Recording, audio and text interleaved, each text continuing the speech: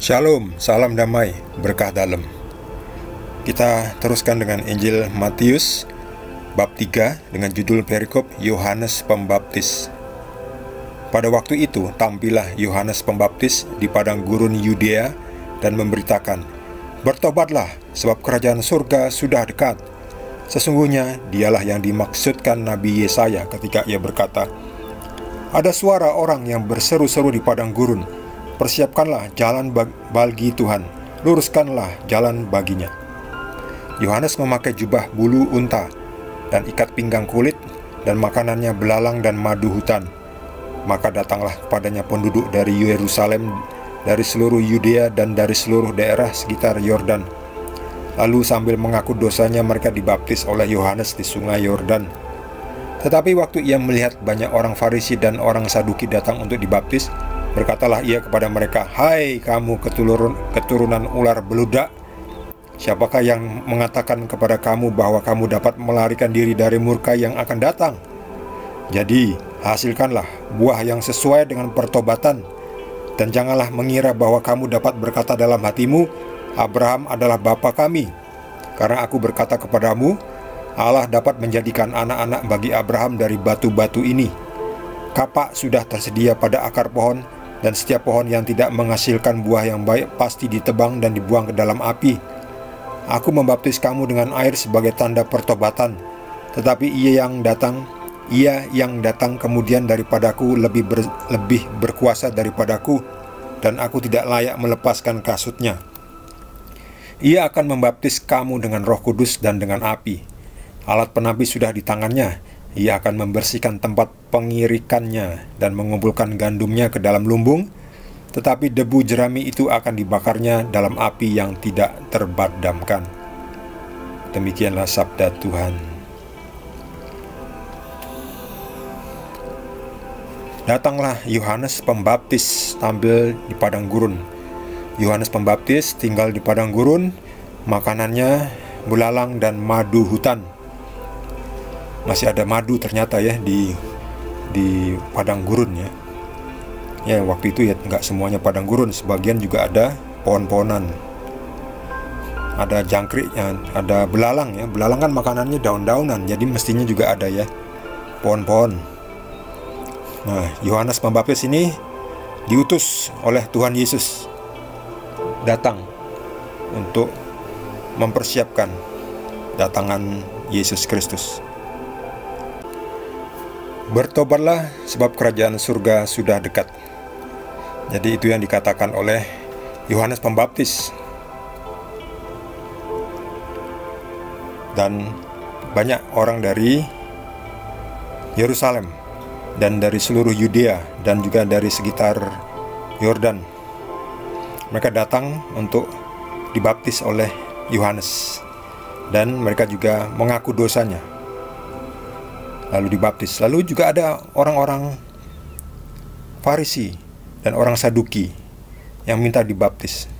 Lalu dikatakan apa oleh Yohanes? "Hai kamu keturunan ular beludak, siapakah kamu sehingga kamu bisa mengira bahwa kamu dapat melarikan diri dari murka yang akan datang?" Jadi ini orang-orang Farisi ini datang hanya untuk dibaptis, tetapi mereka itu tidak mau bertobat. Ketika dia dibaptis, diampuni dosanya, ya bertobat. Kalau tidak bertobat itu tidak bisa diampuni ya. Jadi harus bertobat. Jadi hasilkan dulu buah yang sesuai dengan pertobatan. Hasilkanlah buah yang sesuai dengan pertobatan. Jangan maunya dibaptis saja, maunya enak saja, tetapi tidak mau melakukan kewajibannya ya. Maunya hanya haknya, tetapi tidak mau melakukan kewajibannya. Misalnya ingin menjadi anggota, ingin ikut arisan. Arisan kan tiap pertemuan ada bayar ya, iuran arisan. Jangan maunya cuma dapat hadiahnya aja, putarannya aja ya. Dapat undiannya saja, tetapi tidak mau iuran rutinnya. Namanya arisan ya harus datang bayar iuran rutin. Kalau tidak bayar iuran rutin, jangan minta undiannya. Kalau diundi ya nggak usah diikutkan. Jadi maunya cuma haknya, tetapi tidak mau kewajibannya.